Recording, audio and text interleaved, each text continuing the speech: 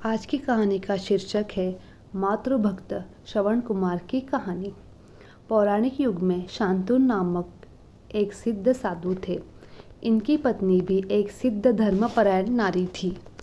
कहानी उस समय की है जब शांतनु और उनकी पत्नी बहुत वृद्ध हो चुके थे और उनकी आंखों से दिखना बंद हो गया था। इन दोनों का एक पुत्र था जिसका नाम श्रवण कुमार था। श्रवण कुमार बहुत ही सरल स्वभाव के थे। माता पिता के लिए उनके मन में बहुत प्रेम एवं श्रद्धा थी। वो दिन रात अपने माता पिता की सेवा करते थे।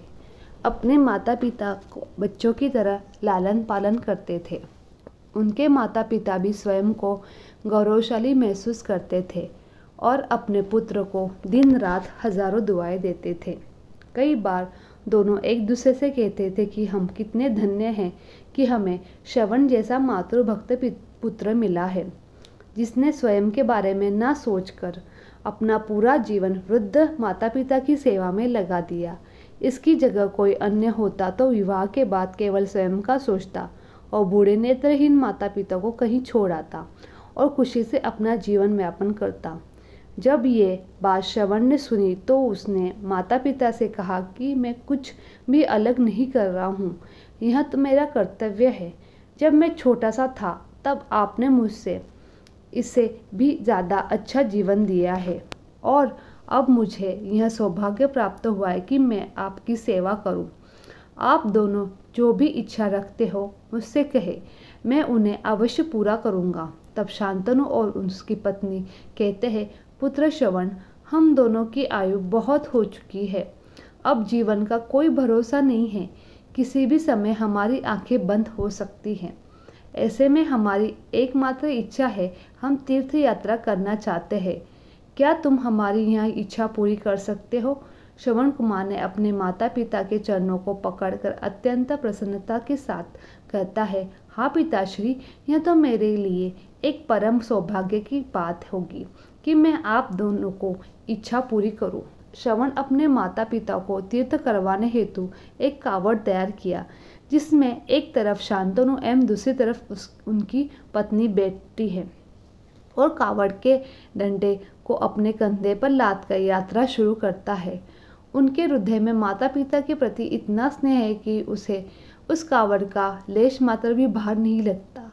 अपने पुत्र के इस कार्य से माता पिता को मन प्रसन्न से भर उठता है और वे पूरे रास्ते अपने पुत्र श्रवण को दुआएं देते चलते हैं। तीर्थ करते समय जब वे तीनों अयोध्या नगरी पहुंचते हैं तब माता पिता श्रवण से कहते हैं कि उन्हें प्यास लगी है। श्रवण कावड़ को जंगल में रखकर हाथ में पत्तों का पात्र बनाकर सरयू नदी से जल लेने जाता है। उसी समय उस वन में अयोध्या के राजा दशरथ आखेट पर निकले थे। उस समय घने वन में वह किरण को शिकार बनाने के लिए उसके पीछे कर रहे थे। तब ही उन्हें घने जंगल में झाड़ियों के पास सरयू नदी से पानी की हलचल की आवाज़ आती है। उस हलचल को हिरण के पानी पीने की आवाज़ समझकर महाराज दशरथ शिकार के उद्देश्य से तीर चला देते हैं और उस तीर से श्रवण कुमार के हृदय को आघात पहुंचता है, जिससे उनके मुंह से पीड़ा भरी आवाज़ निकलती है, जिसे सुनकर दशरथ स्तब्ध रह जाते हैं। उन्हें अनहोनी का एहसास हो जाता है और वे भागकर सरयू नदी के तट पर पहुंचते हैं, जहां वे अपने तीर को श्रवण के हृदय में लगा देखकर भयभीत हो जाते हैं और उन्हें अपनी भूल का एहसास होता है। महाराज दशरथ श्रवण कुमार के समीप जाकर उनसे क्षमा मांगते हैं।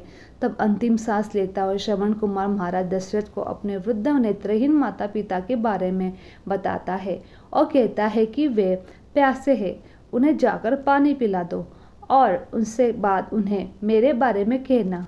और इतना कहकर श्रवण कुमार मृत्यु को प्राप्त हो जाते हैं।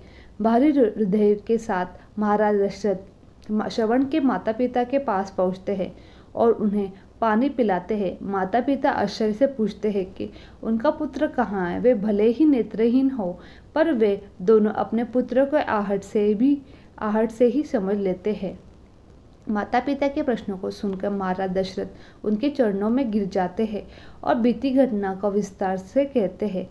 पुत्र की मृत्यु की खबर सुनकर पिता रोने लगते हैं और दशरथ से उन्हें अपने पुत्र के पास ले जाने के लिए कहते हैं। महाराज दशरथ कावड़ उठाकर दोनों माता पिता को श्रवण कुमार के शरीर के पास ले जाते हैं। माता पिता बहुत जोर जोर से विलाप करने लगते हैं। उनके विलाप को देख महाराज दशरथ को अत्यंत ग्लानि का आभास होता है और वे अपनी करनी की क्षमा याचना करते हैं। लेकिन दुखी पिता शांतनु महाराज दशरथ को शाप देते हैं कि जिस तरह शांतनु पुत्र वियोग में मरूंगा, उसी प्रकार तुम भी पुत्र वियोग में मरोगे। इतना कहकर दोनों माता पिता अपने शरीर को त्याग मृत्यु को प्राप्त हो जाते हैं। महाराज दशरथ का शाप मिलने से अत्यंत व्याकुल हो जाते हैं और कई वर्षों के बाद उनके पुत्र राम का राज्याभिषेक होता है। तब माता कैकेयी के वचन के कारण राम, सीता और लक्ष्मण को 14 वर्षों का वनवास स्वीकार करना पड़ता है और इस तरह महाराज दशरथ की मृत्यु भी पुत्र वियोग में होती है। अपने अंतिम दिनों में उन्हें शांतनु के कहे शब्द याद आते हैं और वे राम के वियोग में अपना शरीर त्याग देते हैं। मेरी ये कहानी अगर आपको अच्छी लगी तो please like, share my channel and subscribe. Thank you.